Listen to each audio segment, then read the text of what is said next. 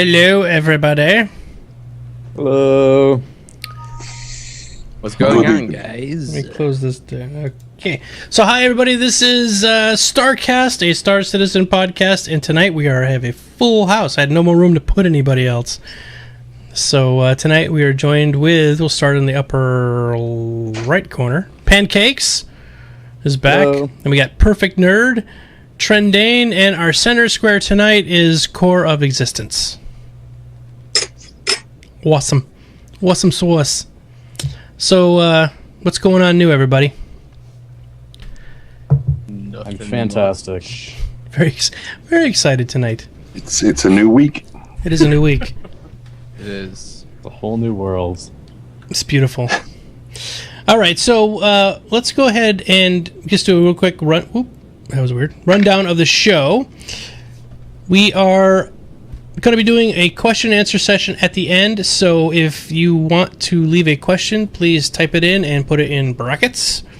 So just type in bracket question and bracket, and then the moderator will be able to grab them. Yeah, just like Trendane's doing it. The moderator will be able to grab them and put them into the question thing for later. So we'll get to questions as we get going. Got a lot to talk about tonight, so I guess we might as well get started with the first topic, which is revisit the live show. So last week they tried to do a live show and it went really badly, and we did a post bad live show that went badly for us too. So It went fine for us. yeah, Our well, notes sort in of. the air. We had a little bit of a couple glitches there. Not as many as they did. Definitely not as many as they did. We did those on purpose, just to make them feel better. Make them feel better. Sky High 109 says they like the ratio of beards to no beards. I'll try better next Yeah, time. we're trying to get Pancake a beard. Isn't there, like, in every single city around the nation right now, there's like a Halloween superstore opening up somewhere? We should be able to find something. Sure, Or, get one. oh, that's much better. Yeah. That was my Pancake for when Pancake disappeared. Or just buy a wig.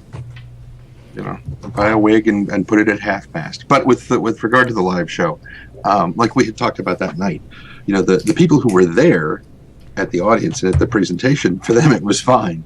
Mhm. As any of us who were trying to watch the live stream, that was the problem. Right. It was pretty bad. So they need some streaming help over there at SIG. But now, having watched the recording Mhm. of the show, what do you think? What do I think? Yeah. Oh, it was pretty good, but there was so much stuff that we missed. I was like, oh, look at this. They didn't even show that. Because what we could do while the live stream was going on, you could rewind it back a little ways and let it play for a while. Then it would catch back up to where it was stuttering again. And then it just jumped really far ahead. And so we missed a bunch of that stuff when it jumped.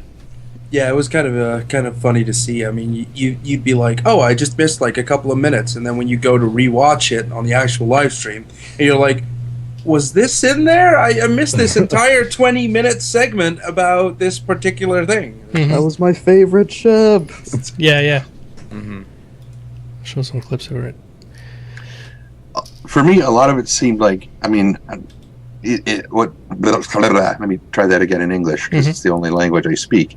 For me, it seemed like a lot of the show was mostly, honestly, stuff they could have just not live streamed to us. They could have just showed it as a recorded thing on YouTube or whatever later on. It was Right. There was some PowerPoint presentations, but like parts of it was good to have thing like Core. I know you were really excited about the organizational charts and stuff, and that would have been great to see live. But most of the rest of it was just kind of videos that would have been just fine pre-recorded on YouTube.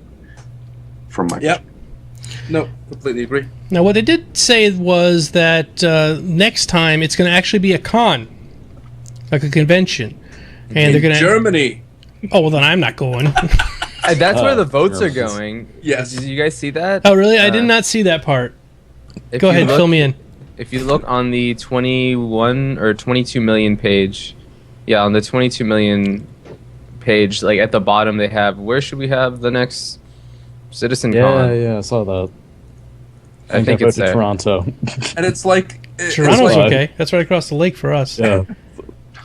Yeah, Toronto would be fine. Even like LA or Las Vegas would be doable, but Berlin? Did you Can't did you do set that. him up for that there, Core? Everyone, I'm from the Netherlands, so I'm fine with it. That's what I'm saying. It's just yeah. across the lake for Way you to too. go. The way that it is like everyone from Central Europe and everyone from around Russia, and that's still a hell of a lot of players with deep pockets. Mm-hmm. So when they see that post, they're like, Berlin. Yeah. And Berlin is just such a centralized city in Europe. I mean, you don't really think to go there, but again, it's dead in the center. So it makes the most sense for Europeans to vote for that. And then, of course, you've got the English people that decide, yes, let's do it in London. London. And you're like, you're wasting about 23% of the votes on London. We're already on 37% for Berlin.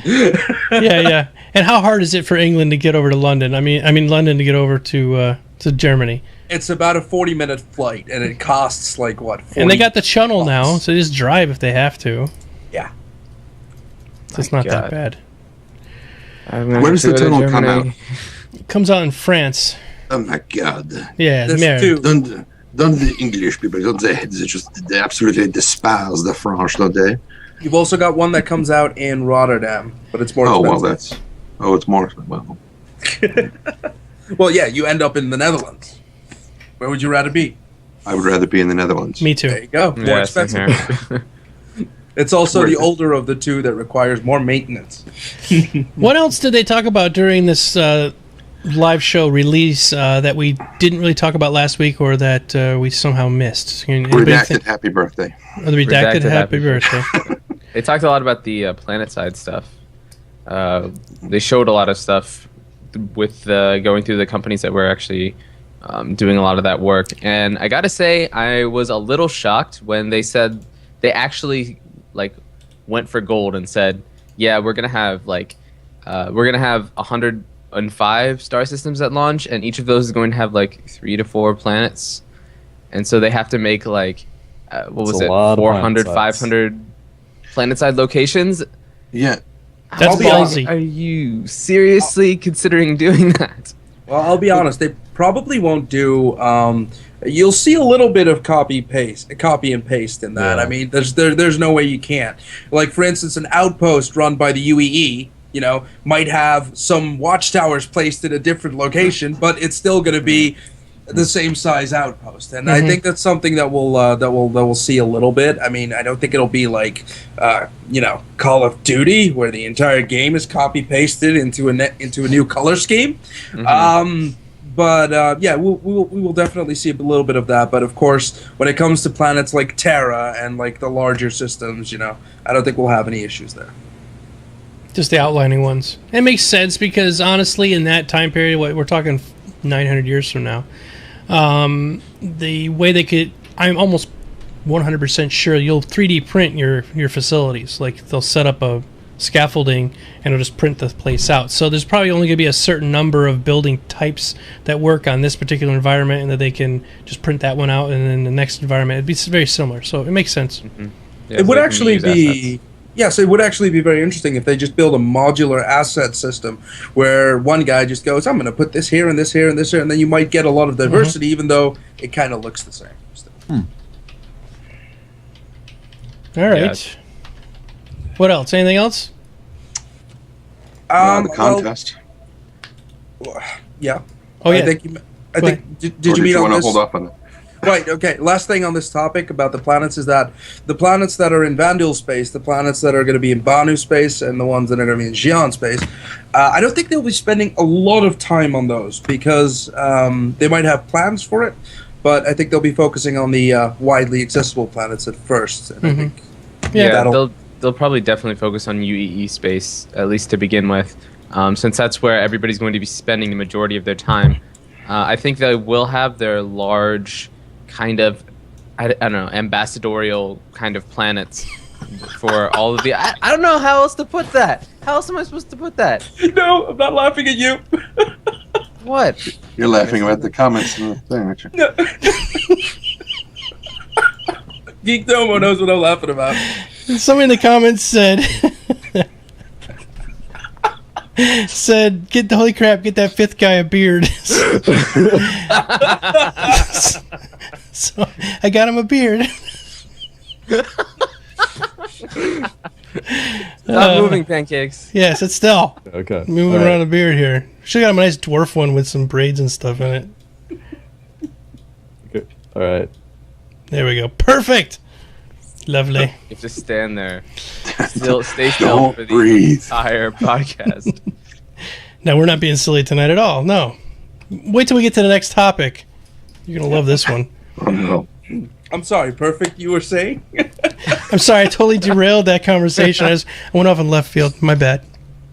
What was I saying? Oh, right. So I think they'll probably just do like the major Xi'an planets and Banu and basically any kind of embassy-esque planets. The planets where they put they have people who are in contact with the UEE.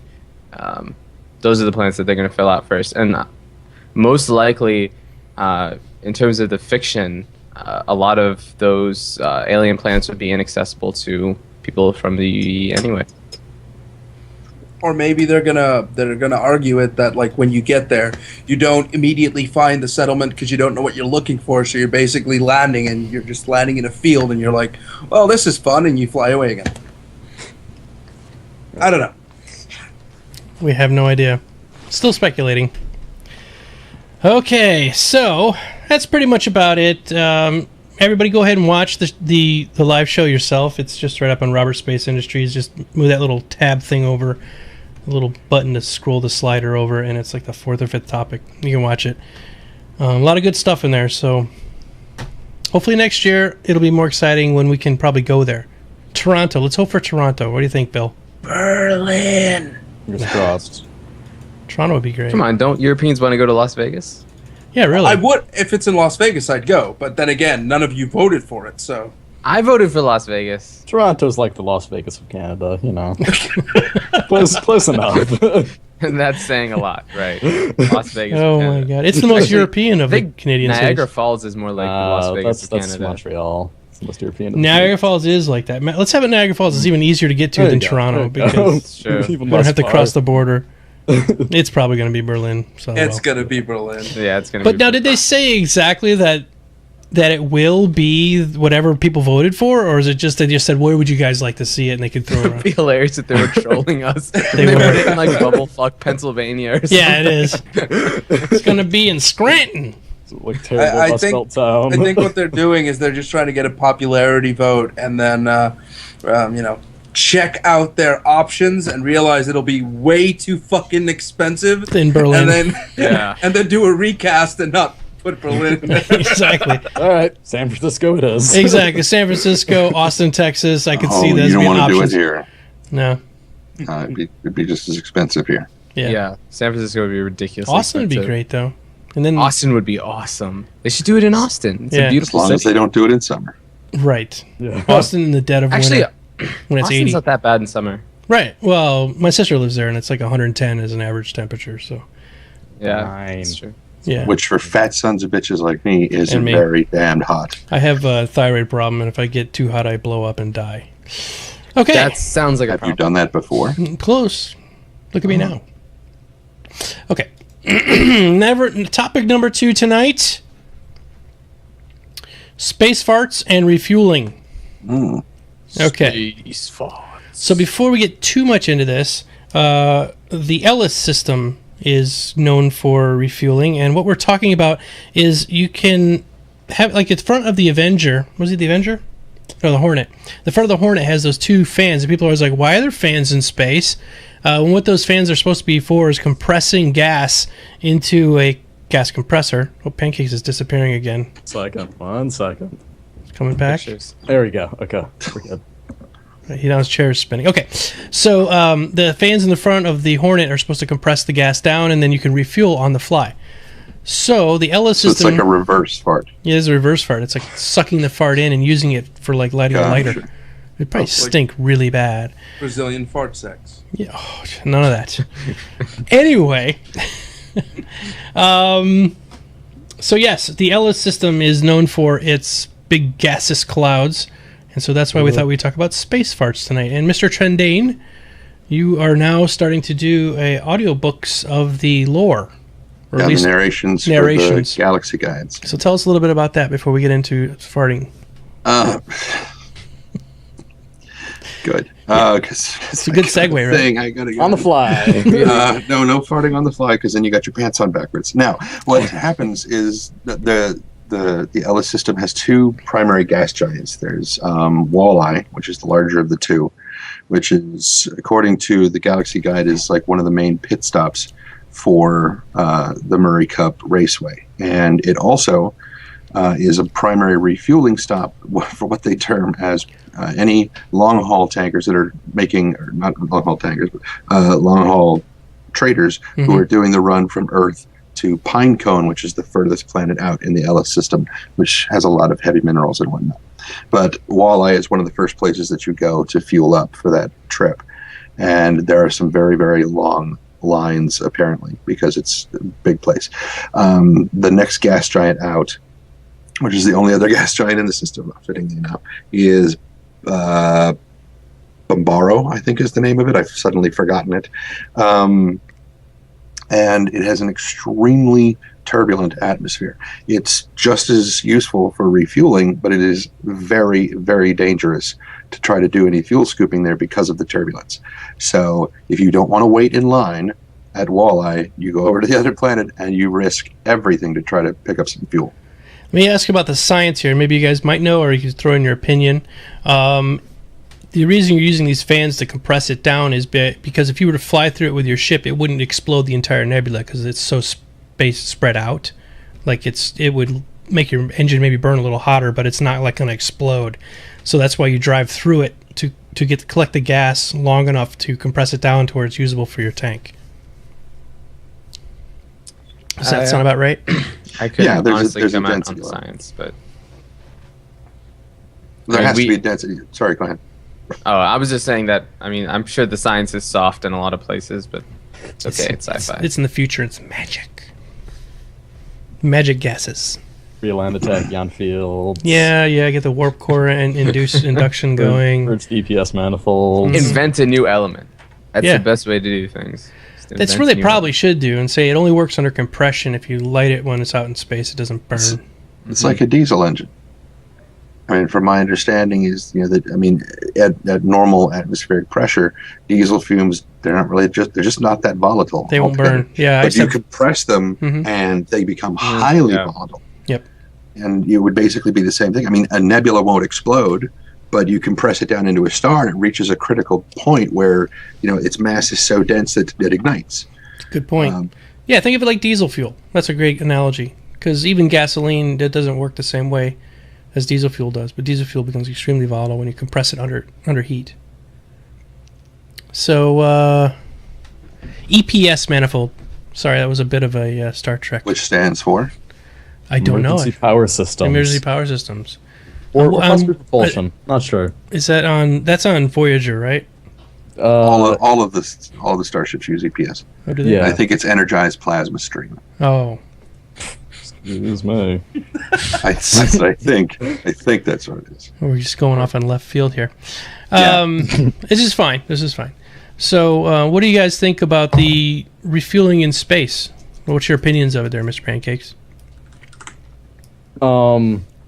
Yeah, I like the idea of the gas giants and collecting your gas via that. So, I would, however, like to see more of a sort of you having like monopolized fuels in, further into Empire space. You would obviously gas would be much more expensive because they might have a monopoly on it. Whereas if you're out on the fringe worlds, it also might be expensive because it's hard to get. But then if you're in some alien space and they're super capitalist, then you can get it for pretty cheap. But these are options mostly for I would think for explorers. Like you're way out in space and you've got no way to refuel and you want to keep exploring. The only thing you can do is drive through a nebula and compress some of that gas down and refill your tank up a little bit. Yeah.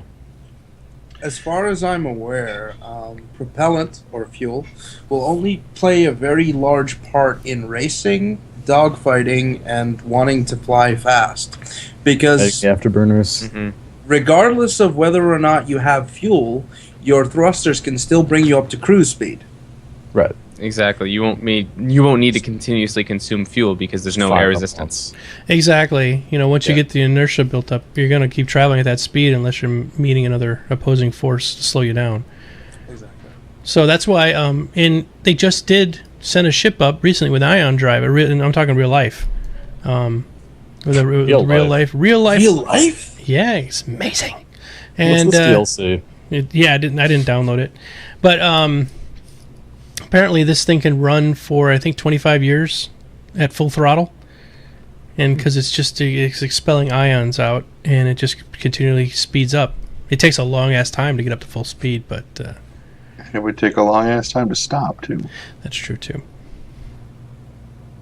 Large rocks. Let's stop. Yeah, that would speed up the deceleration quite a bit. Sir Hammer says, "None of this is within my knowledge, man. Where do the horses go?" Space horses. Well, we were It's the thinking future. Herd some cattle. space Full circle. cattle. Yeah, There you go. and space cattle would lead off a lot of methane, and then they would give you places to refuel. Now, to address, or not address, but to respond to what you were saying about, as you get towards the core of the empire and everything, things getting more expensive because they have a greater monopoly on it. The reverse could also be true. Since we've been expanding from this point, we have constantly been consuming all of the fuel that's in this area. And so it could get to a point that once we've expanded to a given point, there's no fuel left in the middle anymore. And we have to go to the outer areas. So fuel would become very, very expensive the closer you got to the center of the core. So either thing has potential. And we could start... Oh, sorry, go ahead. No, I was just going to say, as for refueling in a nebula, the density might be too low. You would probably have to spend a tremendous amount of time. That's why gas giants have a much higher density than nebulas do, and it would be much more efficient to do it there. But then you have to skim the atmosphere. That's a little dangerous. What's up, Core? Sorry, you heard an alarm noise. Oh, that's Won't have okay. to get- That was a science alarm. We were doing massive science at this point. Speaking of science, Yes. the best way to collect methane, lactose intolerant cows. Wow. But cows Moving don't drink power milk. plants. Cows drink water. Well, you just cannibalize, feed That's them. why they don't drink milk, because they're lactose They're all intolerant. lactose intolerant. Yeah. You feed Real them ice quick, cream. you were talking about things in the center kind of burning out. Hydrogen is the most abundant element in the universe, right? And unless you're talking about dark matter, but we won't go there. But the sun uses it. And there is a point where all the hydrogen in the universe will burn out at some point. Right. So it's all going to end, folks. Doom and gloom. We're talking about 20, 30 trillion years from now, but just it's going to end at some point. I've got things to do for a little while, but I mean, I don't have anything planned for that point. Yeah.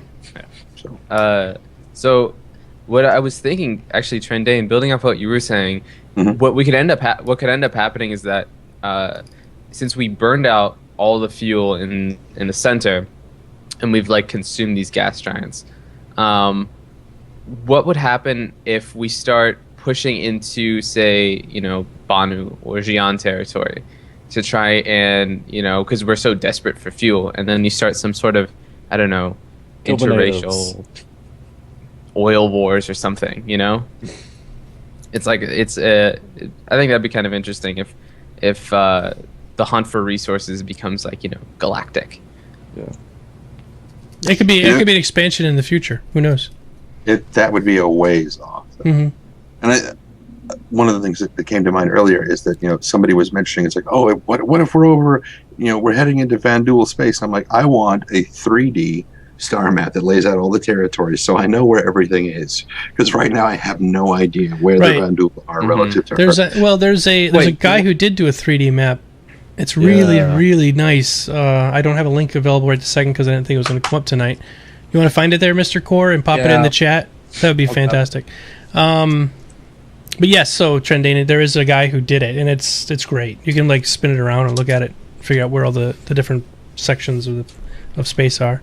And now that you're doing all of these audio books or narrations of these books, it's probably going to mean more to you now that you'll know this stuff a lot better than most people. Just because it takes me 6 hours to make 2 of them. Mm-hmm. Yes. Yeah. Trendane and I are talking. We're going to figure out a way to get this on video on Trendane's channel so that you guys can watch the podcasts. Maybe it'll just be space flying in the background or something, but we'll put it there with a background and then it'll be closed captioned. That's not the ultimate dream, though. No. What is the ultimate dream? The ultimate dream is that you can choose to have me be the voice of the AI in your ship. So you're like, go. Shit, I'm coming up on the Kylian system.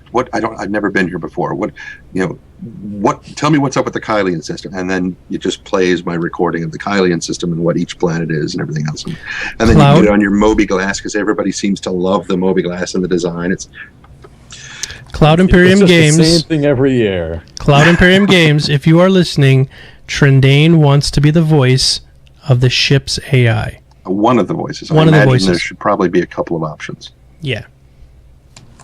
Sounds good to me. Where do you want me to put the link? Just put it in chat, and then I'll copy and put it in here. Okay. Thank you. No problem.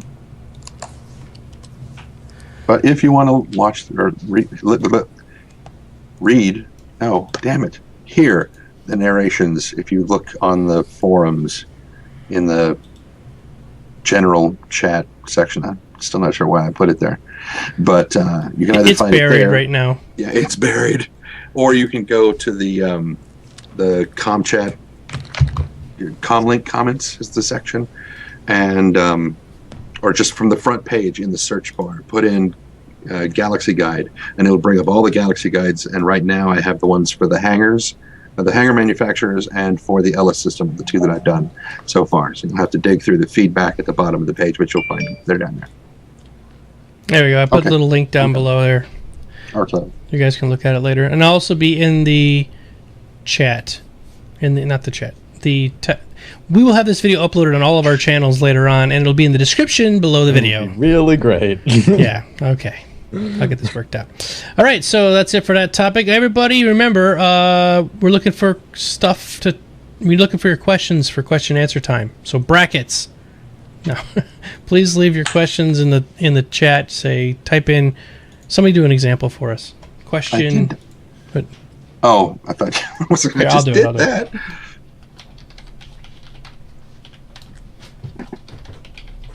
There we go. Question. Like that. And you type in the question which you wanted to ask, and we'll cover it. All right, so topic number 3 is Hornet variants. All right, so who wants to take this one? Well, Core does, yeah. Yeah, I'll take it. I just had to. Right, okay. So the Hornet variants were promised to us last Friday. Instead, we got a LN. A little Aurora LN. Some of us were disappointed about this. I saw some rage going on. Some of us, yes. There was some rage. So they moved it back to Friday, this Friday. And what we're hoping to see, I mean, we all know the F-7A is not going to be within our reach, unfortunately, because of the exclusivity of the military craft in Star Citizen. Can you tell us real quick the difference between the F-7A and the current variant? Right. So currently there are 2 variants known to us. The F-7A, which is the Army variant, which has the 2 ball turrets and the I think it's rotary turrets at the bottom. Mm-hmm. And it's a really awesome ship because it has a better power drive, better power plant. I'm sorry, and all around it's an amazing piece of machinery. Mm-hmm. Then we got the F-7C, which a lot of people believed to be the F-7A when they originally purchased it back in the Kickstarter, but were deceived because my friends who purchased it like yesterday still thought that it was the F-7A. I made fun of them a lot. You'll be glad to know. They're like, yeah, we got this killer ship, but still a good ship though. Yeah. So they ended up melting those and getting something else instead, like a Freelancer or a Constellation. Mm-hmm. But the F-7C, which does not feature the ball turret, which instead features a very, very boring cargo hold which is exactly what I want on my dogfighter. Yeah. Because Carry then around I all the can extra scoop weight. up all the corpses of the people that I kill. But I could just strap them to my hood or to my ball turret. But anyway, my point is, the F-7C is the civilian version of the ship. It has a smaller power plant. It is more modular, however, so you can change more things on it. The weapons are slightly less. Like I said, the ball turret is gone, so that's 4 weapons. Class 3 weapons or Class 4 weapons? Just Class 4? Pretty sure it's Class 4. or it could be The turret is class 4. Sure, it is Class 4. right. Okay, yeah, And Class missiles 4. 3. Yeah, so that means the 4 Class 4 weapons disappear, which make it go from a, super omnipotent dogfighter to, look, I can shoot guns out of the front of my ship just like everybody else. So yeah, we won't get that variant of the Hornets, unfortunately. But we're hoping that we will at least get a dogfighting Hornet, which may or may not feature, to a lesser extent, a ball turret. Of course, keeping in mind that it has a smaller power plant, therefore probably not 4 guns on it, but at least something to give it a little bit more dogfighting kick.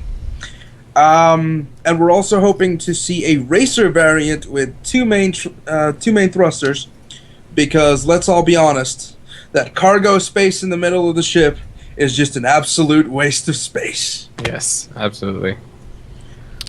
All right. Thank you so much. No problem. So, any of you guys have a Hornet right now? I do have a Hornet right now. You have a Hornet. Hornet. Now, I heard it too. what did I say? What did I say? Did I say something else? No, you said Hornet. It's just not You what I said heard. Sorry. It's okay. Anyway, not my type of ship. It's a bit crowded in there. So it's a fighting ship, so it's really got you snug because you're gonna be doing a lot of maneuvering. Yeah, I've seen some interesting ideas that it's sort of you can swap the turret for like a radar dome Oh yeah. and make it AWACS, Mm-hmm. So and sort of just have Be it like a scout? I don't know. Yeah, like a scouting, like a dogfighting scouter or something. A scout that can defend itself pretty well. Recon. Yeah, it's a good idea. But they don't have jump drives, at least the current one, right? They don't. I think so. You can buy jump Yeah, you drives can for just them. buy a jump drive. That's Oh, okay. But yeah, I mean- so Go ahead. Just completely off topic. Yeah. Do not trust the ship specifications as they are currently listed under ship specs. They are outdated, they are wrong, and they should never be trusted. Yeah, I did a whole video on I was reading off the specs and I got hammered. So, yeah. I'm not going to do any videos for quite some time on just the ships because it's going to be pretty bad. All right. Moving on. Well, hang on. Since you mentioned getting a radar dome put in there, Mhm. and mentioning specifically the AWACS, which you had that big, broad, flat, thing on the top. In space, of course, it would be a 3-dimensional radar imaging. So I wonder if it would have to look different. like it would be in both directions. It'd be a ball. Yeah. like it would be like a a spinning sphere. ball on. That look really stupid. Nice Yeah. big One on Hornet. the top and one on the bottom, because Like otherwise a you're only disco getting- ball is attached to the top of your ship. I want to paint them red and white like a Pokemon ball. A spinning ball on top of a spinning ball. Yeah, no, it's fine. Gyroscopics would be all thrown all over the place. All right. Physics. Well, Hornet variant. There we go. Topic number 4 is going to be a good one tonight. We saved the best for the last. Now remember, we are going to have question and answer after this. And so right now, if you're still listening to this video, if you're watching this later on, have at me, because I know you want to. Yeah. Come at me, punk. What's up? We're going to talk about PvP and PvE, space bears and ass rapiers. All right, so I have gone on the stance to say that I am a Care Bear, okay? I like to play... If I'm playing an MMO, I want it to be where I just go out, quest, have a nice quiet afternoon, do my thing, come back, drop my quest off, and just kind of have a quiet time. I don't want people shooting me all the time, or stabbing me in the back, or doing any kind of roguelike behavior around me. I'm right there with you. Right. And I do appreciate PvP, though. I really do. I played plenty of games where it's just PvP, and like if that's what the game's designed to do, I'm all for it. Like I was just playing World of Tanks the other day. You cannot quest in World of Tanks. You just kill stuff, right? So that I'm totally cool with if that's the way the game's designed. But there has been a huge fury on the forums, and they'll let the other guys talk about it, but I just want to put my opinion first, that have said that, you know, all the Care Bears need to die and the game should be all PvP, and there was actually a post about how to hunt PvEers and kill them before they can breed or something like that. So there's not a problem with that with me anyway. Exactly. You just leave Trendane alone. He's not hurting anybody. He's just a big space bear. I didn't say that. I said I'm not a breeder. Okay. Well, yeah. But he's a big... Look, he's got bear behind him and everything. He's a space bear. Anyway, so that's my opinion on it. Go ahead and talk about the wrath on the forums. I didn't actually read the whole thread, or threads, but it filled up the forums this week. I think there are a few of us on this podcast who are decidedly not Care Bears. Okay, that's fine. I mean, that's okay. that's what Trendane and I are on this side, and you guys are on that side. And I do think that PvP has a place in the universe, but I think that it's more important to let people play the way they want to play. And if someone wants to do PvE and stay within, lawful space and just, have their own little game where they run, they're trying to have an impact on the economy, or they're flying missions for the UEE or doing stuff like that. That's great. That's fine. That's the way they have fun. And we have lawless space for people who want more of an Eve-like experience, I guess, where if you want to just like fly into a place and randomly get attacked by people who are trying to steal everything you own or be the one stealing things, then more power to you. You can do whatever you want. I think that's what's really important. And I think the idea that Care Bears need to go die, well, that's kind of dumb. I think the game is being built for everybody to have a solid, fun experience. And there was a post by Ben Lesnick that we were talking about before the show. No, hold on, wait. I'm sitting in the middle. We've got the Care Bears. We've got the two Care Bears on which side is this? Right, left, whatever. On one side, and we've got two PvPers on the left side. I'll do the Ben Lesnick stuff. So let's hear from Bill now. Okay. Well, I like PvP, and I will definitely be out in all the space doing that kind of thing. What about you, Pancakes? All right, here's what I say. So, if you're in like a theme park game like WoW, then being just a PvPer and like just having a game that's designed around that works a lot better, I feel, because you can just go out and have that afternoon where you just sit down and quest for a couple hours. In a game that's sandbox like this, I feel like the PvP sort of gives it like the tension. It's makes it more dangerous to play it, and you feel like you've got to watch your back every time you jump into a new system. So I definitely want there to be a fair amount of PvP going on. Not saying I'm gonna, go kill random people. Nicer than that. But I feel like it will definitely help the game. Yeah, I mean, that's emergent gameplay really is what's going to drive the experience. And I think that interacting with the AI is only going to go so far. And you need to have some... the player impact on other players is what really needs to be felt. Not just the player impact on the world at large. Right. And another interesting part about that is if there were only PvEers, the game would eventually get boring to PvEers. Because there is no. It's the uncertainty element that comes in.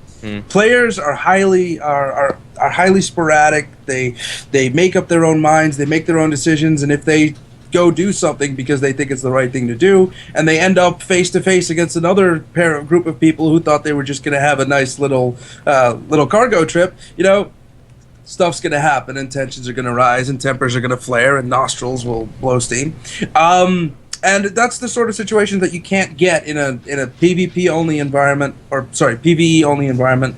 And in a PvP only environment, you'll see that more, but at the same time, without actual PvEers, the PvPers would actually get upset, because if PvPers are constantly facing against only PvPers, they'll see how terrible they actually are at PvP. And this is like 50 to 80% of all the PvPers who think they're actually really good realize then that they aren't actually that good and will actually be the ones that complain the most. But again, let's not mix apples and oranges here. So Ben Lesnick came in to settle these disputes a couple of months ago. I don't know exactly when it was. And he wrote a post that detailed their vision for the game. Now, in Star Citizen, you're going to be outnumbered by 15 to 20 to 1 NPCs versus human players. So the persistent world is going to be, dominated by NPCs. Whether you like it or whether you don't like it, they're going to be there. They're going to be in your face the entire time. And, in the 20 encounters or so that you'll have whilst flying, 19 of them will be NPCs and only one of them will be a player. So the space is so big. Yes, exactly. Now, these are all, 0.1% chance you will ever meet another ship. The idea behind it is as follows, that, you can trade with these corporations. You can strike deals. You can start bounty hunting for them. You can police for them. You can, literally form a private military corporation, and maybe the NPCs will be advanced enough to say, I am waging corporate war against this corporation, and you have these two clans that kind of act as like the arms for these corporations and fight out these wars with other NPCs, and it could have some very interesting effects. To that effect is that what you'll see is that a lot of the time what the PvPers will, what they say they hate, right, is they will have a lot of interaction with NPCs, whether they like it or not. And they will be killing a lot of NPCs, whether they like it or not.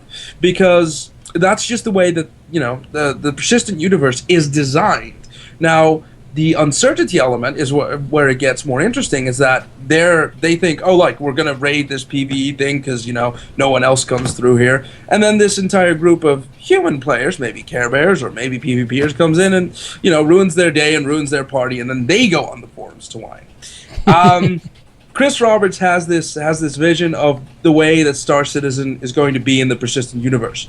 And it doesn't matter what the PvPers want. It doesn't matter what the PvEers want. He's going to do it his way, and that's what we're going to have to deal with. The interesting part about all this is that they've said that PvP is an element that adds suspense. And they want to give players the freedom and the possibility to create events like you've heard about in EVE or in other games where persistent universes really matter. But at the same time, the game will not be designed solely for PvP. If you want only PvP, go to the arena or go to war with another alliance, and you'll see that you'll suddenly have a lot of PvPing to do. Probably more than you want. So I think Ben Lesnick kind of nailed it on the head when he came out with that post, and I think it's just good news. And that's what I had to say. I'm done now. All right, back to your ice cream. What is it you're eating there? This is a McFlurry. Oh, awesome. Oreo McFlurry? No, this is M&M. Okay. I don't think they're allowed to sell Oreos in the European Union.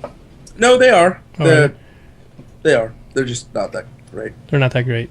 They have better cookies over there. I've heard from many people that our Oreos are a joke. All right, so got a bunch of questions coming in now. Mr. Pancakes, have you been gathering them up? I have indeed. Okay, great. As far as the one final thing, that's what it really all boils down to, is if you can enjoy the game how you're going to play it, then go for it. If you really are a hardcore PvPer, you'll probably find something to do. If you're really a hardcore PvEer and you really can't stand being around other people go, well, why are you playing a multiplayer game? Well, maybe once in a while I want to talk to somebody, but maybe I want to be completely antisocial, get in my ship and take off in one direction and never look back. That's the way I like to play. Doesn't mean you have to like to play it that way. But that's what sandbox games are all about, right? Start up your solo server and just That's the other thing. Self. We've never talked about that yet. Maybe we can bring that up as a topic for another time. But they're going to allow you to just set up your own server and mod the hell out of this game and make it like Gundam style or not Gundam style, Gundam. Make it a I want to Gundam think server. about what that would look like. Japanese, not Korean. Right. We're gonna have little Korean guys jumping around with sunglasses on. No, Hey, sexy all ships lady. look like that. That's what dogfighting is. Dogfighting is just breakdancing competitions. Trunks just said Space. Star Trek mods. Yes, you can have your own Star Trek server if you want. I had one more comment on Yeah. what I said was I forgot to add. We're also going to have these huge alien factions that at some That's point the true, too. players are going to have to deal with. I don't think the UEE will want any part in helping us with that. Yeah. So, again, that's another thing to consider.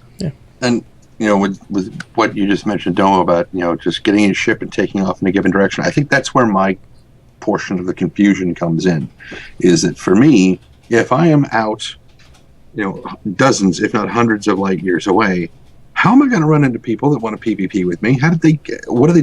They're hiding behind a rock, waiting for the past 6 months for somebody to come Somebody by. get out there. And then they're like, here he is. And the best part would be is if you had like a couple escorts to help you out, and then like this, they're hiding under your ship. And as soon as this one guy who's been sitting there for 6 months comes out and goes, aha, stand and deliver, you go, die. And you just blast him. So, And then one he starts concern screaming, "It's not fair." Yeah. you have about having lots of NPCs in the universe is that our NPCs might not be nearly as strong as a player, and Oh, absolutely not. I mean, unless they're Yeah. using some amazing new AI that we haven't heard of yet, NPCs will never compare to a human player. so that being said, I'm alright with them not being as skilled as a human pilot, but I don't want that to be through the AI just being dumb, if you get what I'm saying. So I'm sure they have some magic answer to it. It really depends on how they design the AI, and at the end of the day, everyone's always going to agree AI cannot beat a human player unless it cheats. Right. And when it cheats, you can write it into the algorithm, the program, and it really doesn't matter all that much. But we've all seen what, for instance, in Supreme Commander, an AI with unlimited resources does. He instantly builds an entire base before you can even go, I assimilated that tree. We're going to see some gradation there. And maybe, the way to balance it out is that AI always come in more numerous numbers. Again, It is 20 to 1, It might be that all AI Focus on battles at are the same going time. to be, you're in a constellation, and you're looking at, the enemy. You're like, there's the... And... What? There's enemies! 100 all coming at you.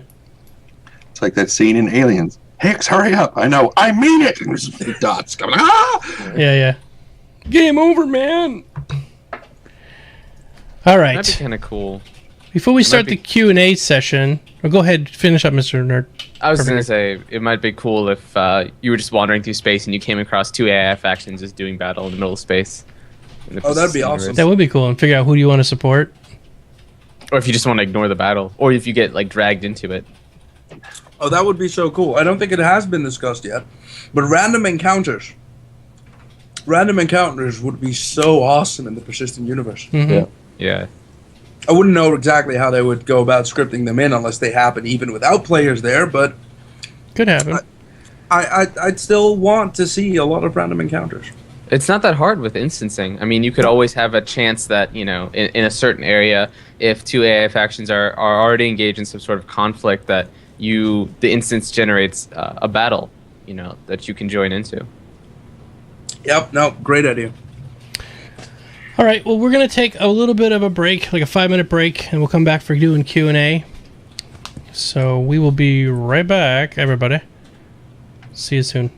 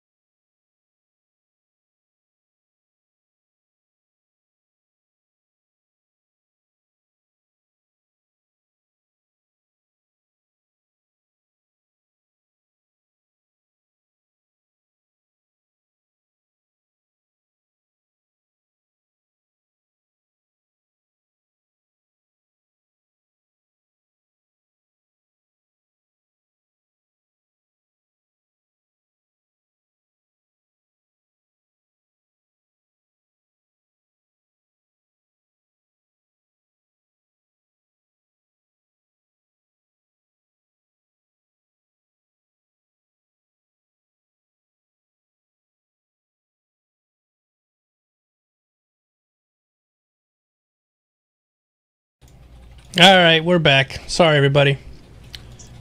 My ears were starting to sweat. His ears. My poor wife is. She's over next to me, and she's in like a blanket, a robe, some shoes. She's all bundled up like it's. Turn on the AC. I had the AC going. It's hot. So then, she did. She turned the heat on. Oh, that's low.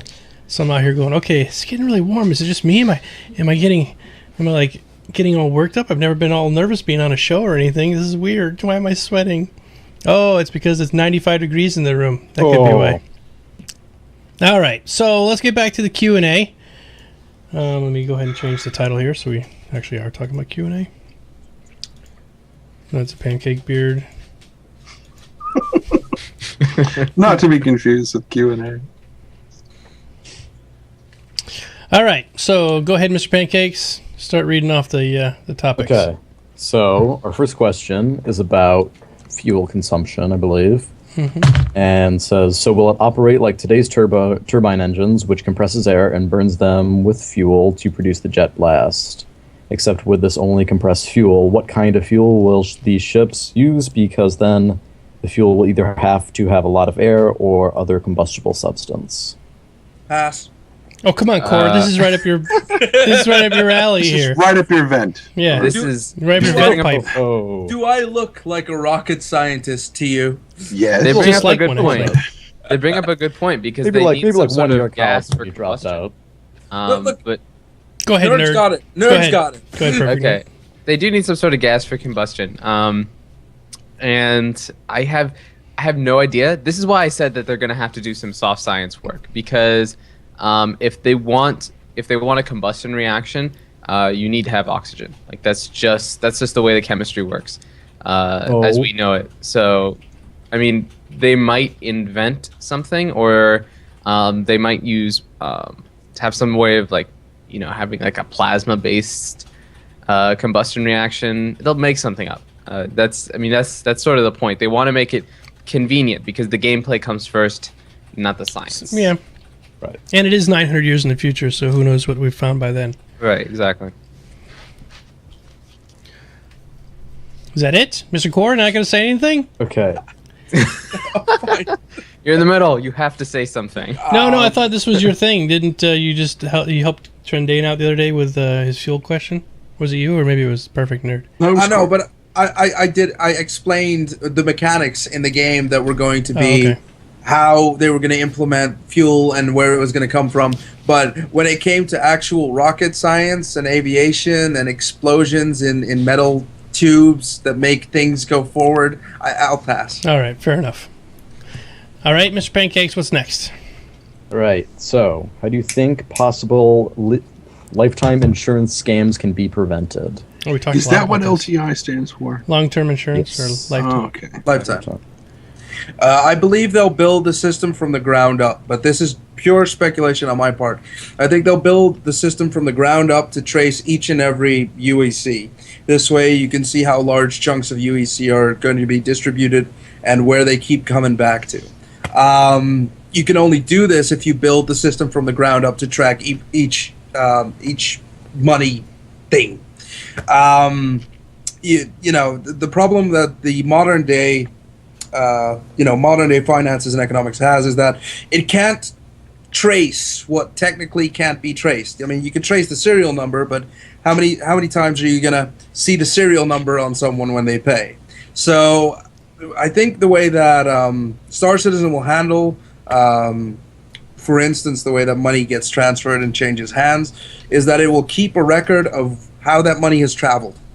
And that way they might have a better understanding in how to prevent and how to catch LTI fraud. That's my 2 cents. So one of the things I think they could do is, make LTI fraud very possible, but just have it so that you don't get a full payout unless you have obvious evidence that your ship was entirely blown up. Well, therein lies the problem. I mean, I know you, and I go, hey, take my ship from me, go park it somewhere, and I'll say it was stolen by a pirate. Well, not stolen. Just like, your ship was destroyed with 3 missiles. I have the proof for it here. If stolen, you might only get half a payout. Whereas if it was entirely destroyed and you have photographic evidence, then you get. But you might actually get it stolen. I mean, there could be a good chance that all the pirates. That's what makes sort of the LTI a bit tougher. Is you have this nice, comfy pillow that you think is gonna keep you safe, but well. So what's half a payout though? Is it like half a ship? Yeah, policy returns and percentage payouts only really apply to stuff where you're paying for the insurance. Because again, lifetime insurance always means you get back what breaks the entire thing. And not just half the thing and then go, oh, but if I accidentally get this stolen, then I only get half of that back. No, that's not how it's going to work. So but then leaves it open for being scammed because yes, it's an all or nothing deal. In the event that they decide, and they might go this way, where they don't pay out UEC or with the lifetime ships, what you're going to get is you're going to get the ship back the way that you get it back. Of course, without guns, no upgrades. No. The way that you bought it from the shop at the time it had LTI. Okay. So let's say an Idris M is a variant of the Idris P, but comes with the big railgun. If your Idris M blows up, it comes back with the railgun. Oh yeah. If your Idris P blows up, you don't get the railgun because it never had the railgun. But if you had the Idris P and you upgraded it to the railgun because you saved up your pennies and downgraded it to the railgun, then if it gets blown up, you get the P back without the railgun. I see. Yeah, that's what I thought. So the way to prevent fraud would be to track where that ship goes, how it gets scrubbed, and where it eventually ends up, and who makes money off of it. That's why I started from the perspective of where the money comes and goes, because eventually, let's say the ship gets stolen. The ship's going to get scrubbed. Eventually, the ship's going to get sold, and there's going to be money involved. This money, if that somehow makes it back, or to either the person or a person that person interacts a lot with, it becomes a lot easier to discern the circle of, okay, my ship gets stolen to here. All right, he sells it there. Okay, he gets money for it. All right, he spends that money. No, he doesn't. Wait, actually, he gives it to that guy, and that guy gives it to that. Oh, wait, we've come full circle. The money is returned back to the original owner. LTI. So there needs to be a white-collar crime division or something? Yeah, there's going to have to be. So what you're going to have to do is every ship you own, you're going to have to get basically between star installed, and then they can track it with that. Mm-hmm. Low jack. Yes. High jack. Mid jack. Phone jack. Star jack. All right. Not Star Jack. I think that was actually a movie. It was a horrible movie. No, it's Free Jack you're thinking with... No, that was not a space movie. That was with Rod Stewart. Not Rod Stewart. No. Rod Mick Stewart Jagger. in space. Mick Jagger. I always confuse him and Rod Stewart. Yeah, they look so much just alike. Yeah, because they look pretty much the same, right? Nothing moves like Stewart. Go ahead, Mr. Pancakes. All right. Star Citizen is at $22 million, which is... Oh, amazing. no, 22 million and 78% to 23 million. So at what point will they say they have enough money to complete the game? Never. Precisely. Because, sorry, I'm taking this one first again. Go ahead, go for it. Yeah. I just said never. They're never gonna say we have enough money now, because they want to continue developing the game even after it comes out. Mm-hmm. And if the well dries up because people stop giving money, then there's going to have to be a line in the production where they say, okay, well, we can't make any more because we don't have any more money. Right. But if they keep getting money, they can create more and more content. And hopefully there isn't a point where we get diminishing returns in terms of... good stuff. Good stuff, exactly. Right. Because, for instance, I thought Infinite Realities was a diminishing return, but then they came out with the public transport system after that, and I was like, okay, that's fine. But space boobies. But we won't get the boobies from Infinite Realities into the game. We get the faces without the boobies. Yeah. Yes. I mean, oh well. So, the other factor is not just future innovation, but there's also cost of maintenance, maintaining what's already there. Mm-hmm. So they'll want money to keep coming in anyway. Yeah, absolutely. I don't think that they ever will go, guys, stop. Stop. Don't give us any more money. It's just a bet. We don't know what we're Take going to do my with money. it. Yeah. No, we don't want it anymore. We don't. Money We're is just. so passive. I'm sitting on a pile over here, and I got this pile over here, and I can't even get to my desk because just all this money piled up. That's never going to happen. The only way I could see them saying no is if they suddenly turn into a non-profit organization, but I don't see that happening. Even nonprofits keep taking money in. Yes, they do. So yeah, Unless it comes from oil companies. yeah, I don't see them stopping. So, next question, Mr. Pancakes. Right. What about mindless PvP between one or two groups of players from different corporations that ends in a galactic-wide war? Would that kind of PvP?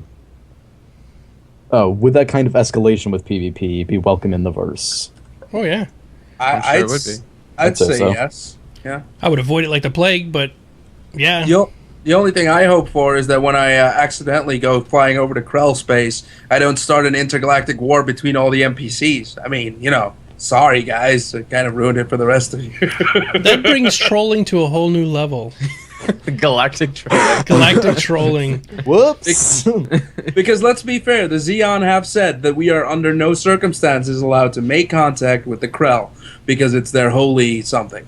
So if we were to send a small fleet, fully armed with cloak, go there, and then once we get there, decloak, and the Xeon are aware of our presence, what kind of repercussions would that have on the galaxy? I wonder. Somebody's doing that on day one. Guarantee Somebody's it. going to do that on day one. They're going to call it the core tactic. National politics. They decloak and say, "Hey, the Shiat said you're a dick." Now, how do you explain that in fiction? Because for centuries before this, that's never happened, and nobody's ever thought to do that. All of a sudden, you introduce the real what happened to human beings that all of a sudden half of the population became trolls. Internet dicks. Day one Xeon war, I guarantee it. The internet dicks happened. That's what happened. Up to this point, it was all just in his head. It was a fantasy. And then it's like, no, dude, we're dicks. I mean, if anyone ever played EverQuest, it's like just waking up the sleeper and just going, bye, guys. Exactly. There's some bad people out there if they get the chance to be that way. And that's actually, as a quick thing aside, is, Grand Theft Auto, it's really, really popular. It's like the number one game so far on Raptor. Every week it keeps popping up number one game, of course. And it makes you say, well, what does that say about us as humans? That we could be that screwed up, that we can run over hookers and kill nuns and stuff. You got to remember that it's a gaming environment. I mean, you get to live out your fantasies that you can't live out in real life. So, I mean, if you had a game where you sat behind a desk and did your tax returns, I don't think a hell of a lot of people would play that. Mm-mm. Trendane's looking wistfully up in the ceiling. He says he might. Reminded me of a comic in D&D magazine. It was a bunch of D&D heroes sitting around a table, and they were playing pay stubs and paychecks, I think. I mean, it's exactly like it's an age-old argument, but it happens. It still comes into focus quite a few times, or has come into focus quite a few times over recent years, and that is, at what point does realism stop being fun? Because you've got these military simulators that go, this is realistic, and realistic bullet damage, and realistic this, and realistic. At one point, do you say, well, yeah, it's great that it's realistic, but it's also boring, because in space, if there were no sounds, like, I'm just flying around soundless, and they're shooting at me, and exactly, gotta hear the pew pews. And there are a lot of arguments and a lot of comments for where realism and the game kind of have to find that balance in between. Okay, I can relate to this, and it looks cool like it does in movies and my imagination, but at the same time go, yes, I can still run around and put a dildo on my head and have fun with it. I can tell you exactly where that cutoff will happen. Where? Pain. As soon as you can feel pain in your video games, as soon as something like you get involved in PvP or something, and somebody hits you and it hurts you in real life, then consequence becomes a real thing that you have to take into account in your video games. As soon as pain becomes a factor, PvP will either drop off or it will radically increase, and we will see a resurgence of people like the Marquis de Sade going, "Oh, it's absolutely wonderful." Yes. Come in this room. I have a lovely Iron Maiden for you. Which brings up another interesting point. You described physical pain just now, but what about emotional pain? Like, for instance, there's plenty of that. Like, for instance, I get that like, normally. Like, for instance, in 2005, Murder Incorporated, a small-town little assassination clan called Guild of the Social Hand or something, decides to infiltrate UTQS or UQS and takes it for $16,500 over a month, or a 12-month-long year infiltration type deal. Yeah. Like, how does that equate? I mean, it's real-life money. Is that real pain? It would have a real-world impact on you. Yes. It would. And that would probably shut up a lot of people. I mean, it actually kind of leads into our next question a little bit. There's a question about the Oculus, right, Bill? Yeah. It's coming up next. Just what are your thoughts on the Oculus Rift? Okay, yeah. So, in general, love it to death. I don't have one yet, but I'm waiting. For those who might not know what we're talking about, it's a VR headset, and I used to have the VFX1 back in the day. I got it at a garage sale for like $100 or something. But it was terrible. It was like 200 pixels each way, 200 by 200, and it could only do very minimal graphics. Now, and it wasn't 3D. It was just literally like two tiny monitors out in front of your face, and if you looked up, it moved with your face. Now, the Oculus Rift, though, is using the parallax stuttering effect so that the two monitors are just like the space apart from your two eyes. So when you're looking at things, it's actually in 3D, and it, of course, moves your head, and you have headphones on so that you can hear it three-dimensionally, too. Yeah, I mean, I'd love an Oculus Rift. I mean, the ability to move and look around independently from your movement, for instance, with a keyboard or a mouse pad, I think is brilliant. However, here's the funny thing. About 30 to 40% of Oculus Rift users that also use a gamepad to move will instantly feel extremely sick and start vomiting all over the place due to motion sickness. Oh, yeah. Which has raised the interesting question, should we be allowed to use joysticks and controllers in conjunction with an Oculus Rift? Because... What about regular joysticks? Because they're on a desk, so your hands are in one spot, right? Yeah. So they don't move. There needs to be some sort of breaking in, because you have to get over VR sickness. I mean, there has to be like a training period, right? And I think that it's up to the Oculus people or maybe the community that surrounds the Oculus Rift to develop some sort of training program, like a training game or simulation that helps you deal with and get over VR sickness. Because if you watch, there you go. Immersion right there. Yeah, I mean, if you don't get over it, then you're gonna be sick, because that's how everybody's gonna be playing the game, with a joystick, mouse, and keyboard, or with a gamepad. That becomes our new diet plan. Yeah. Get a bucket instead of an extra thing. Oh, no, guys, I got to puke again. Take it off. Never personally myself. Get off. Just lean over into the bucket. That way your perspective shifts down. Oh. And instead of the bucket, you see like. And then you have a bucket, a VR bucket there. A VR bucket for your, yeah. Did I hit it? I don't know, but it got all over under the underside of my Oculus. Exactly. Gross. It only matters in game. Yeah, I don't know. I don't get motion sick, knock on wood. It's actually interesting that people that experience this VR sickness don't experience it when they're just moving with the Oculus Rift. But when they're actually using like the look function on like, let's say you're using an Xbox controller. You use the left stick to move, you use the right stick to look. Now, if you're looking with your head, and it's fine. I mean, you're actually doing it like you would in real life. However, if you then even slightly touch the right analog stick that makes your vision move, I see, independently from your head, that's where the motion sickness comes from. Right. That I think really comes down to design, because you've got to make it so that you feel as if your body is moving and not your head. You're just turning in place. and your head is staying still, and your head, because if you can't make it like that, then yeah, it's going to feel like your head is like off in some weird location, and your body is moving independently of it. Yeah. But I think it's going to be less of a problem with Star Citizen because it's a space sim, so you're in a cockpit. So you're going to be in a chair. So right. So it's gonna feel like you're in a chair, and you're gonna whatchamacallit, you're gonna be using a joystick or whatever to control the ship, which is what it's gonna look like in the Rift. You're gonna see your hands on the joystick. And you don't need to use the top hat to move your look around. You just move your head. If you want to look out Right. the window, you just turn your head that way. But that's not all the game is. It's No, not there exclusively being in the cockpit. So what about the rest of it? There is a company right now working. I saw a thing from Comic-Con or somewhere. They just did really very recently.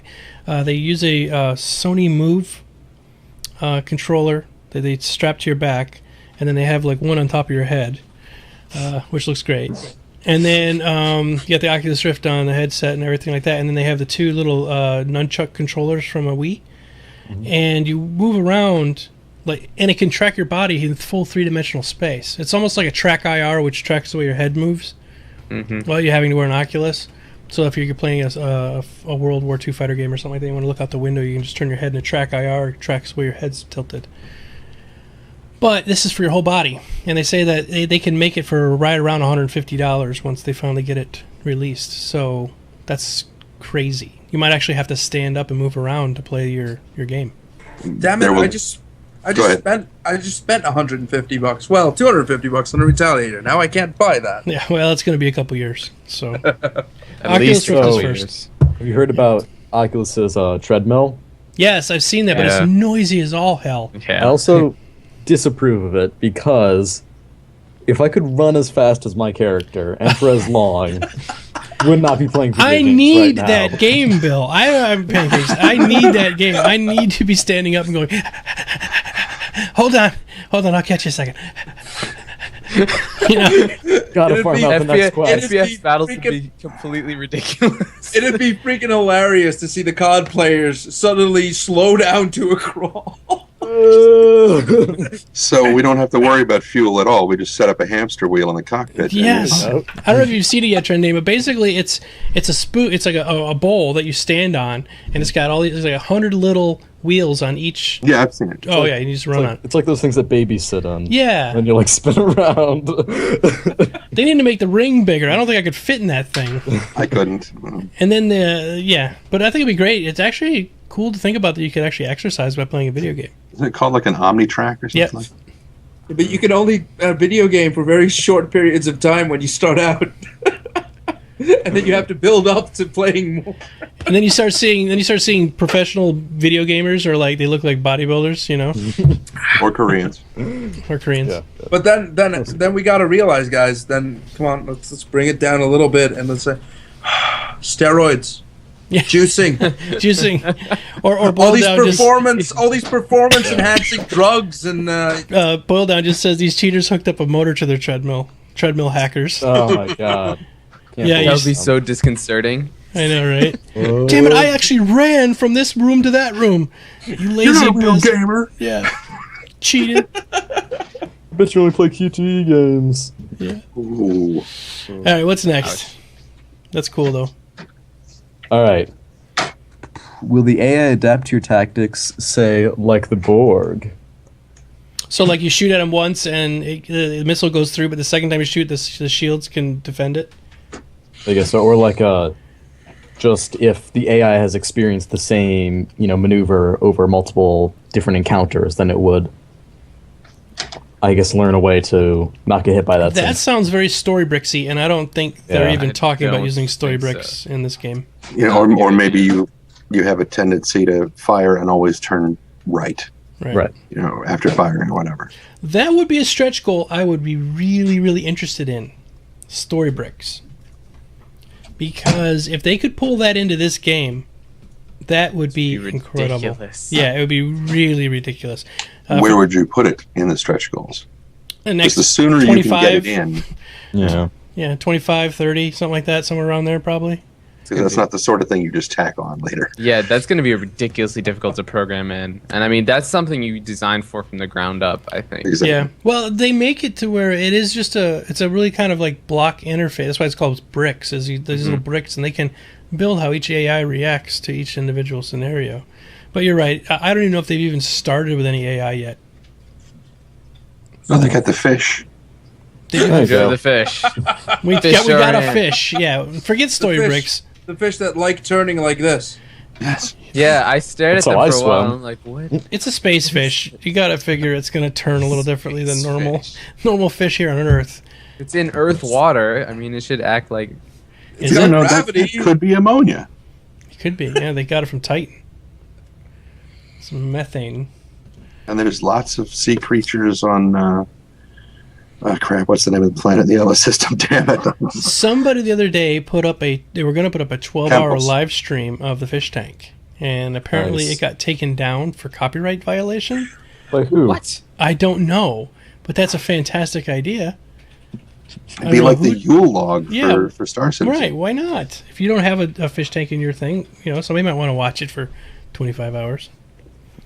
All right, Bill, what's next? All right. They say they simulate the systems. How would you determine velocity, direction, and heading when heading out into space without a pilot system for ram air or a static port? Would you also not have a magnetic compass when out in space, right? No. You would not have a magnetic compass. There's no magnetic field. There's no magnetic fields, and if there were, they're going to point differently in every system you go into because it's always going to point at the highest level of magnetism, which will be the And if you star, go to do a nebula, it's going to Rather blow wrong. up. all over the place. Keto You would- system. Sorry, my I bad. believe you'd probably have accelerometers that could measure how far you've gone in one particular direction, and you could use that. Yeah, I'm cars do sure- it now. Yeah, I'm sure there's definitely a way to determine velocity. I mean, Yeah. you would... I mean, I assume that their computation is advanced enough 900 years into the future or whatever that they can determine how much thrust that you've used, how much acceleration, and the physics equations are going to operate. They're operating on Newtonian level since you're not small particles, so they can still use stuff like v equals v naught plus at and v squared equals v naught t Rocket plus 1/2 at science. squared. All those basic physics equations are still going to apply. So all they have to do is plug those in and just plug in. And like Morschstack just said, they're going to have all the stars out there that you'll be Yeah. able to plot your course Right. against, just like they did Exactly. in the olden sailing days, the Trident. But you'd be doing it three-dimensionally. Yeah, but that makes it actually easier in a way because then you can triangulate your position. If you know there's three things out there in space that you know are a set location, you can then triangulate yourself from that. You don't even need accelerometers or anything. As long as your library is Up to constant. date, and they haven't had a supernova or something recently. And I think- aren't corrupted. There you go, kids. Update your software systems. Yeah, Keep so yourself safe.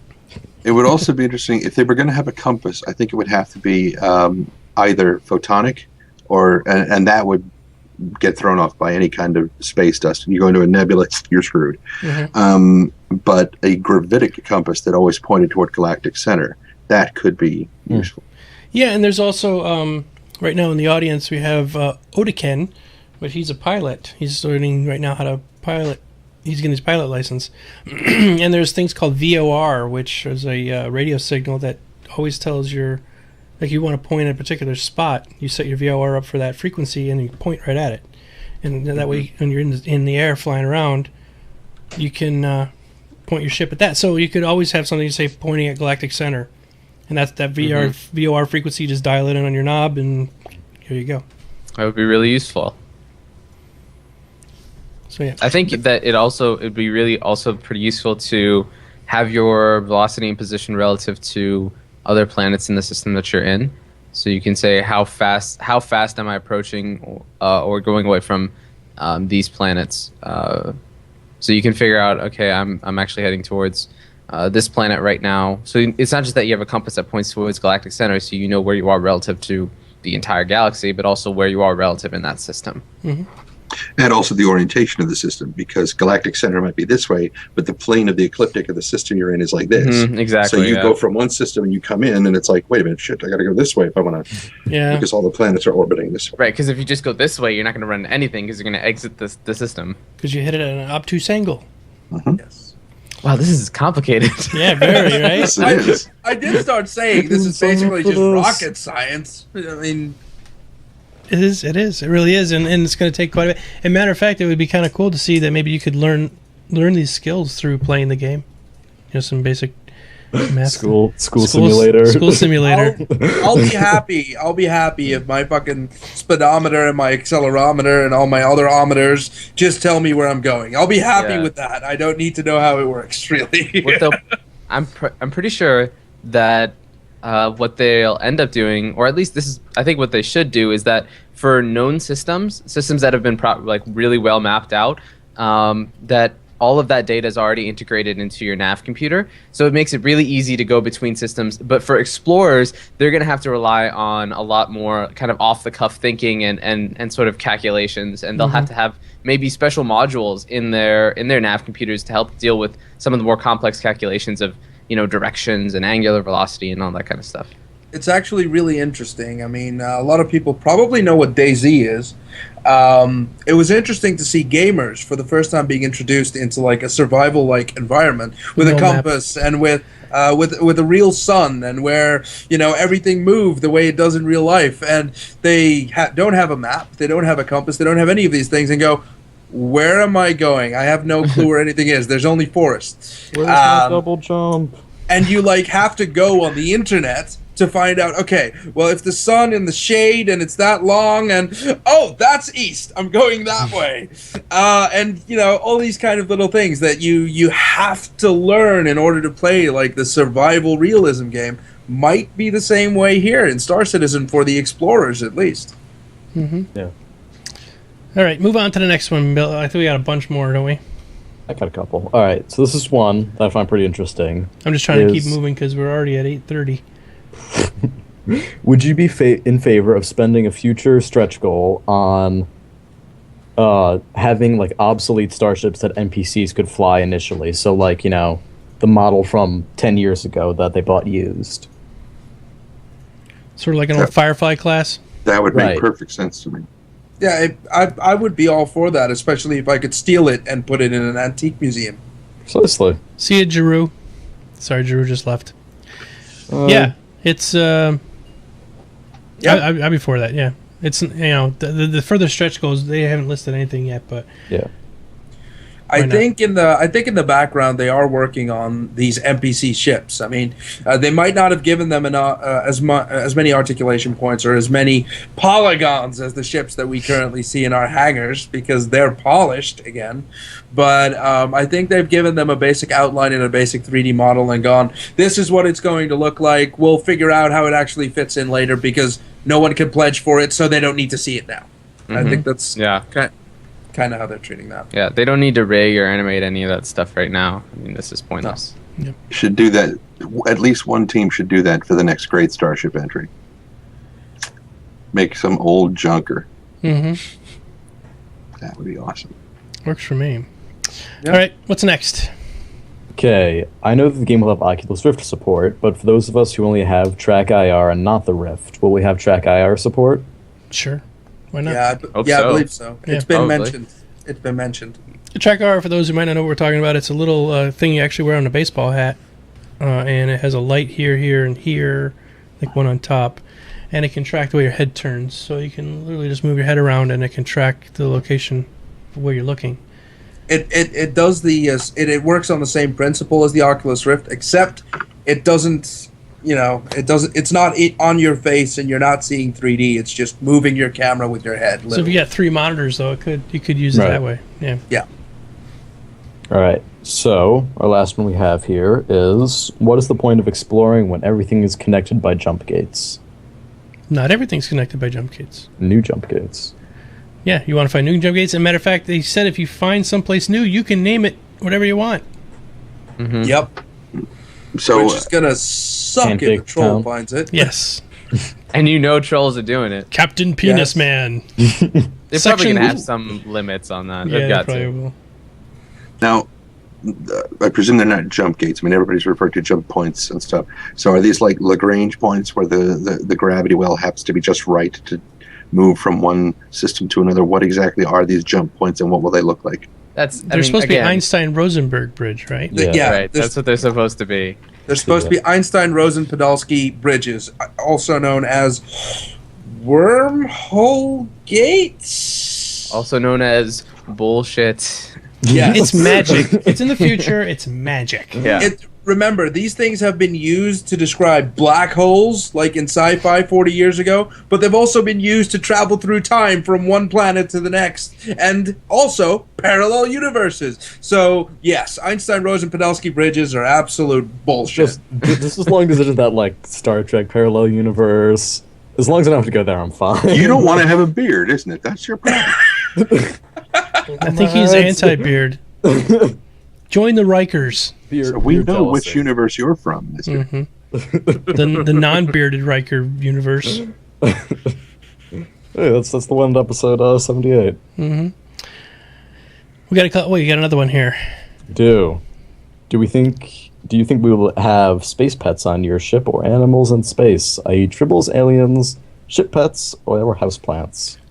We Probably. already know that they've commented heavily on chip customization, and way back during the Kickstarter, they promised us, I'm not sure if they are still going to, they promised us at least a little hula hoop Robot. girl, or a robot, or all the Yeah. little things that you would put in your car, like dice on the mirror, and all that stuff. They want to at least bring that in, and that's why they've focused on putting a workbench in your hangar or a fish tank, or to kind of personalize it. And they're going to do the exact same thing with your spaceship, especially with the interior. And here, this brings another interesting thing. We've already touched on it a few times in in other podcasts, and that is the outside customization of your ship, how it's represented. I mean, how much freedom are we going to have there? Oh, I hope a lot. I want to put a big sticker on the side of my ship. Of a penis. Of a penis. Of a domo penis. I agree with Odekin. Actually, I want a little herb garden that sits on the front window in my cockpit. Why not? So that I can just go out near a star. Just here you go, guys. Go ahead. And then I'll just clip some rosemary off, because a man can survive from here till Judgment Day if he has enough rosemary. Rosemary, yeah, okay. I can see Trendane with his whole dashboard's full of little plants and stuff, and it's it looks like a Winnebago dashboard covered up with little styrofoam boxes and plants and herbs and stuff growing up there. Then the gravity turns off and they start growing in every direction instead of just Oh my god. Yeah, that'd be fun.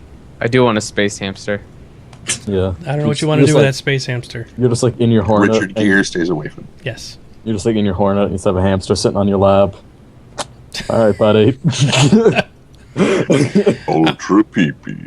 Better than a cat, because a cat's just gonna destroy everything. Yeah. He's just gonna when you're in the middle of a dogfight, he's just gonna wander and stick his butt in your face. Or grab onto your head with all of his claws. It's like press the eject And you're button. trying to dogfight and this cat's stuck to your head. That's when you just strap in, you turn off the gravity and just go.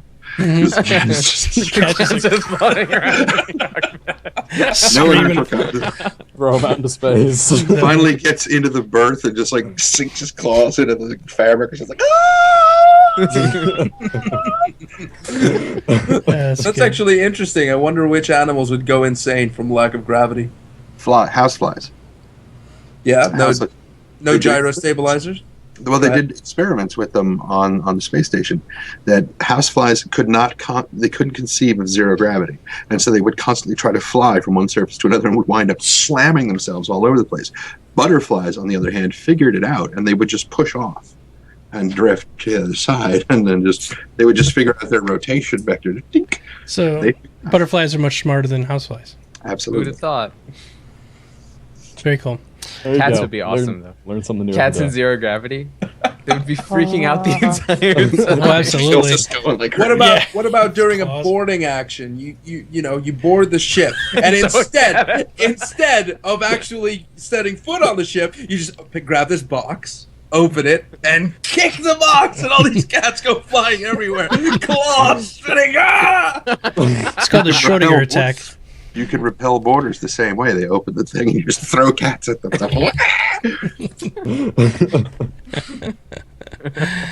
All right. Well, I think we've definitely jumped the shark. There you go. Do we have any more stuff? I think that's it, right? That's it. Besides the idea to have sloths instead of cats. Well, there you go. That'd be a good idea. It would take forever to repel borders, though. Go get them. All right, Pancakes. Soon. Tell us about your YouTube, Twitter, anything. Where are you? Where can people find you if they want to? I live under a rock. He lives on. But you should check out the Brozone layer on YouTube for all your StarCraft 2 commentating. Yeah. It's not me, but you should still your check brother. it out. It's your brother. It's my brother. Yeah. Yes. The Brozone layer.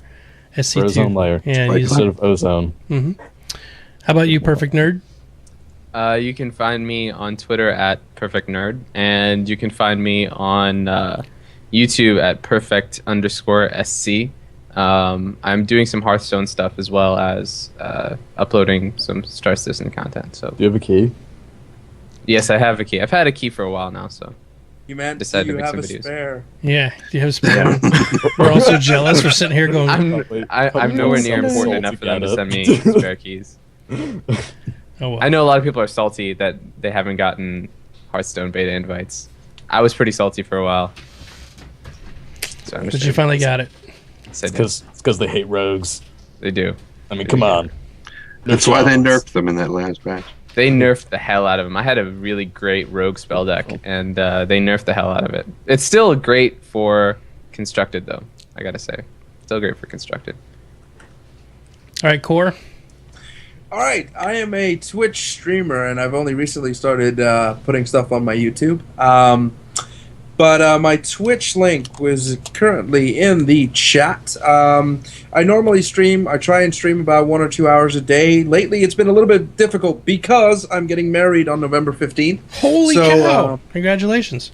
Thank you. Might make things difficult.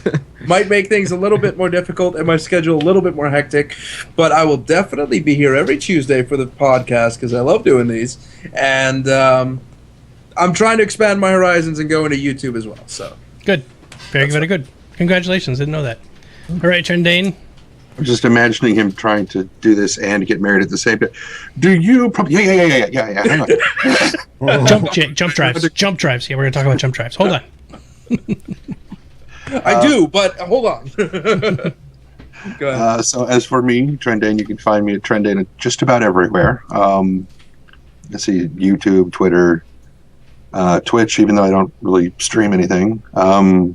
Although I did have somebody follow me on Twitch recently, and I'm like, thank you, but what are you doing here? It's not going to see anything. And he said, well, if you do, I'll be the first. I'm like, okay. But yeah, it's Trendane pretty much everywhere you go. Yep. Awesome. And then I'm Geekdomo. This video will be available on my channel and everybody's channel here. If they want it, they can upload it on their own channel so you can watch it on any of ours. And I'm going to make sure that the people will be able to click. So you can click each one of these pictures on the screen and it'll take you to their channel or the Brozone or whatever for Mr. Pancakes. Brozone. This guy over here and this guy over there. All right. Thanks, everybody. So we will see you all next week. Stay frosty out there in the verse. Be careless. See you later. Watch See ya. six. Have a good night, and thanks for being here, guys. Yep. Thanks a bunch. Yeah, See thanks a lot, ya! guys. Bye-bye.